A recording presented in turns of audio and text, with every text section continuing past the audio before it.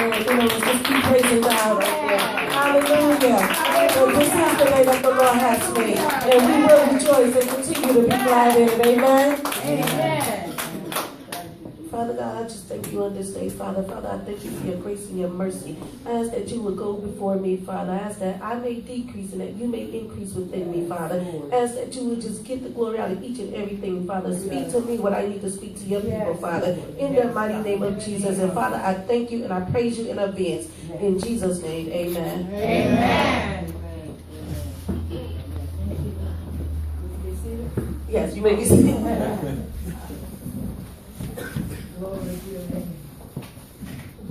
If you have your Bibles with you, I will be reading from Ezekiel 37, starting at the first verse. When you have it, everyone say amen. 37, starting at the first verse. Amen.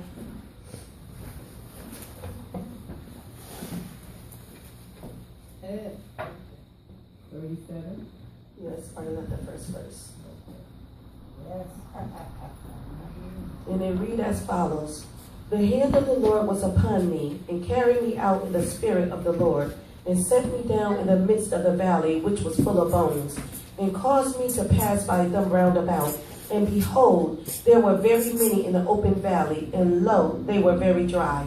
And he said unto me, Son of man, can these bones live? And I answered, O Lord God, thou knowest. Again he said unto me, Prophesy upon these bones, and say unto them, O ye dry bones, hear the word of the Lord. Thus saith the Lord God unto these bones, Behold, I will cause breath to enter into you, and you shall live. And I will lay sinews upon you, and I will bring up flesh upon you, and cover you with skin, and put breath in you, and ye shall live, and ye shall know that I am the Lord. So I prophesied, and I was commanded, as I was commanded. And as I prophesied, there was a noise, and behold, a shaking, and the bones came together, bone to his bone. The verse that I'm more concentrated on is verse 4. And he said unto me, Prophesy upon these bones, and say unto them, O ye dry bones, hear the word of the Lord. And my topic for today is, you have the power, so speak the word over your life. All right. Amen. Yes. As I started studying on this verse in this chapter last night in the book of Ezekiel, and it came about that when you're prophesying over your life, mean that you're speaking life into your situation. Yes. See, the Israelites, they were dead with no hope of restoration. But God said in in John, that he would give us life and give it to us more abundantly. Yes. So therefore, when we're going through a situation in our life, we need to speak the life, because there's power in life in our tongue. Yes. That's what the Lord had told us in his word. Yes. In order for us to speak the word over our life, we have to first know the word. Yes. And in order for us to know the word, we have to also have faith enough to believe that the word is going to come to pass. Yes. So when God said, prophesy upon these dry bones, prophesy to yourself. I prophesy that I am healed. And when you prophesy to yourself, speaking into authority, you command the devil that he has to flee. You don't just go and say, I am healed. No, you put power behind it and say, get thee behind me, Satan. For the word says, I am healed by his stripes. Because that's what Jesus said when he was tempted by the devil. Yeah. When you prophesy upon your life, it does not mean that you have to prophesy for material things. You need to prophesy for the Spirit of the Lord to be upon your life. Prophesy that the glory of the Lord will reign upon you. Prophesy that you will get closer to our God. Because when you seek first his kingdom and righteousness, all the other things automatically will come to you.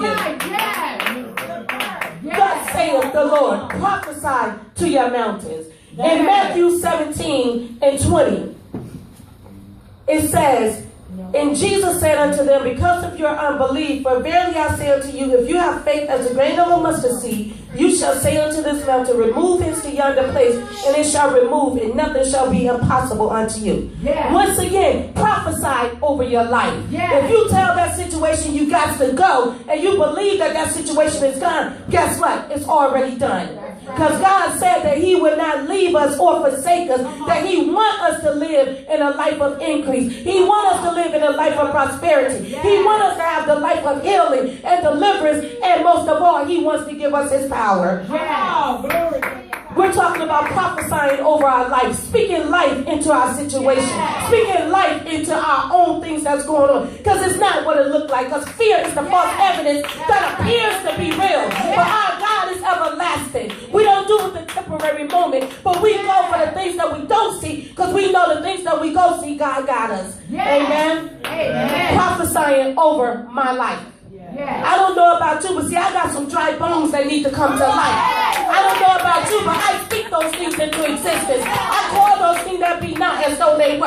I don't know about you, but I am somebody. I am the child of the Most High God. I am favored by God. Amen. I'm speaking on prophesying over your life.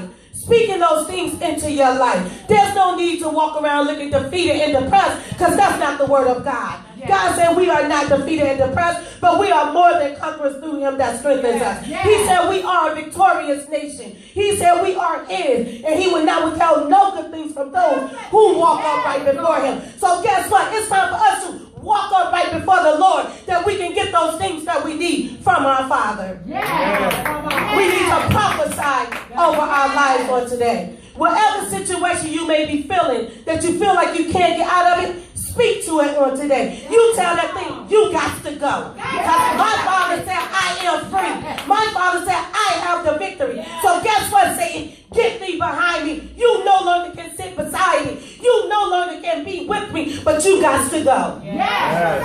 Prophesying over my life. Amen.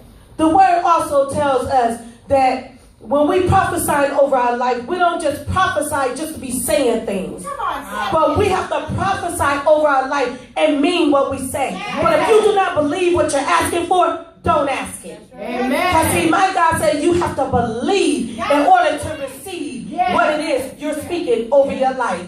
If you're speaking defeat over your life, if you're speaking brokenness over your life, you're going to stay defeated. You're going to stay broken. See, no, I speak prosperity because I am rich with my God Father. Amen. Prophesy over your life. As you go back and you sit back and you think about your life, you know the song, as I look back over my life, and you think about some of the things that you have gone through. Some of the things that we have gone through is because we spoke those things in a negative way.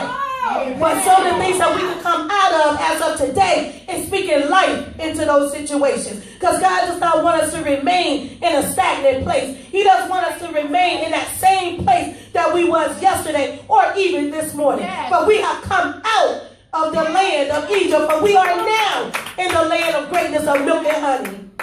Prophesy over your life. Glory to God. So I just want to say today, whatever it is that you may be going through, speak life over your situation. I don't know what it is, but God knows. But also when you prophesy over your life, you pray to God and ask God, Lord, is this what I really need? Because some things that we want is not what we need. So you ask God to show you, to guide you, to help you to know the words to say. And the Holy Spirit will give you just that. Amen. And the word of the Lord is blessed. Amen. Come on.